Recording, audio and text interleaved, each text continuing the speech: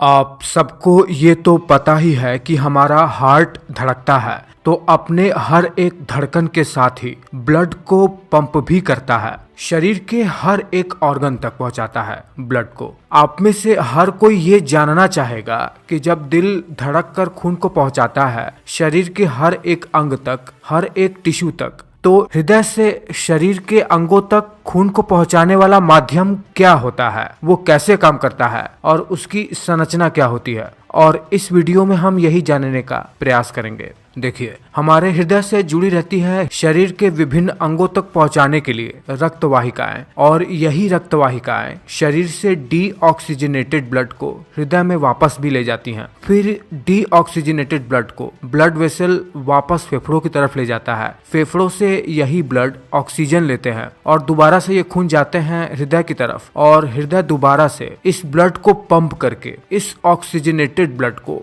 शरीर के हर एक अंग तक पहुंचाता है। इसीलिए तो हार्ट बहुत ज्यादा इंपॉर्टेंट है हमारे शरीर के लिए। देखिए, शरीर में फैली हुई ये रक्त वाहिकाएं 3 प्रकार की होती हैं। मतलब इन्हें हम 3 तरीके से पढ़ सकते हैं समझने के लिए। एक होता है आर्टरी, जिसे हिंदी में धमनी कहते हैं। दूसरा होता है कैपिलरी, और तीसरा होता है वेन्स, जिसे हिंदी में शिरा कहते हैं।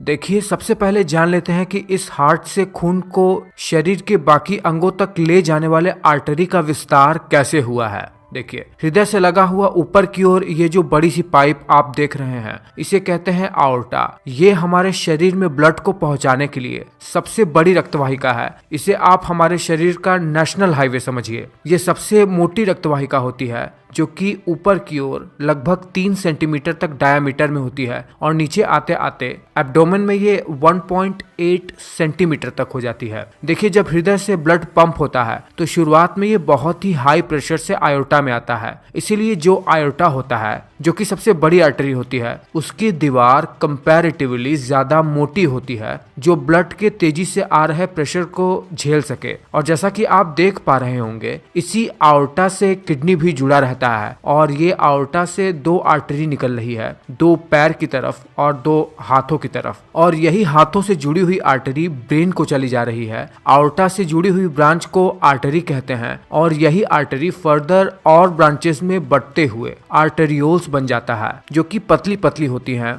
और ये आर्टेरियोल्स जब ऑर्गन के पास पहुंचती हैं, यानी टिश्यूज के पास, तो ये एक कॉम्प्लेक्स जाल बना लेती हैं, जहां पर इसे कैपिलरी कहा जाता है। ये कैपिलरी बहुत ही पतली पतली होती है, और यही कैपिलरी टिश्यूज को ऑक्सीजन प्रोवाइड कराती है। जो ऑक्सीजन रेड ब्लड सेल्स के साथ बाइंड हो गया था, अब टिश्यू पर जाकर वहां पर टिश्यू को एनर्जी देता है, और इसी कैपिलरी से जुड़े रहते हैं, यानी इसी कैपिलरी के जाल से जुड़े रहते हैं एक इससे थोड़ी मोटी रक्तवाहिका, जिसे वेन्यूल्स कहते हैं। वेन्यूल्स जाकर जुड़ जाती है एक बड़े वेन से, और यही वेन अब सीधा हृदय के इंफीरियर और सुपीरियर वेना केवा से जाकर जुड़ जाता है, जो कि वेन्स में सबसे बड़ी रक्तवाहिका होती है। जहां पर ये अब जो डीऑक्सीजनेटेड ब्लड हो गया था, जो ब्लड टिश्यू को ऑक्सीजन पहुंचा दिया था और जिसमें अब ऑक्सीजन की कमी थी, वह दोबारा से हृदय पर पहुंच जाता है। हृदय से दोबारा फेफड़े पर ऑक्सीजन लेता है, फिर हृदय पर आता है, और फिर हृदय पंप करके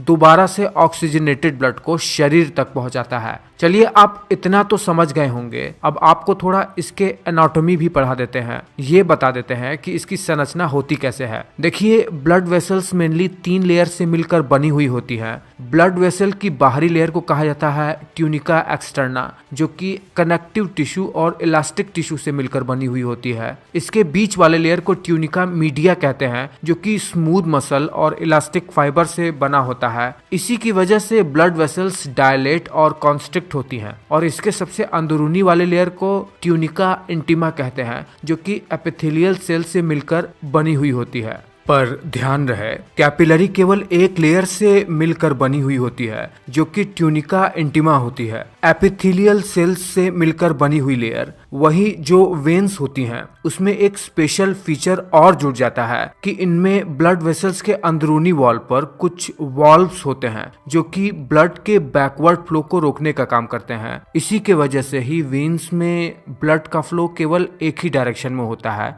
डीऑक्सीजनेटेड ब्लड का हृदय की तरफ बहना। ये वेन्स ऑक्सीजनेटेड ब्लड को लेकर शरीर के बाकी अंगों तक नहीं पहुंचाते हैं। वेन्स का डायामीटर थोड़ा ज्यादा होता है और उनकी वॉल थोड़ी पतली होती है आर्टरीज की तुलना में। मैं ये समझ रहा हूँ कि एक बहुत ही छोटे से वीडियो में बहुत सारी जानकारी दे पाने में मैं सक्षम हो पाया हूँ। अगर ऐसा है तो आप वीडियो को लाइक जरूर करना।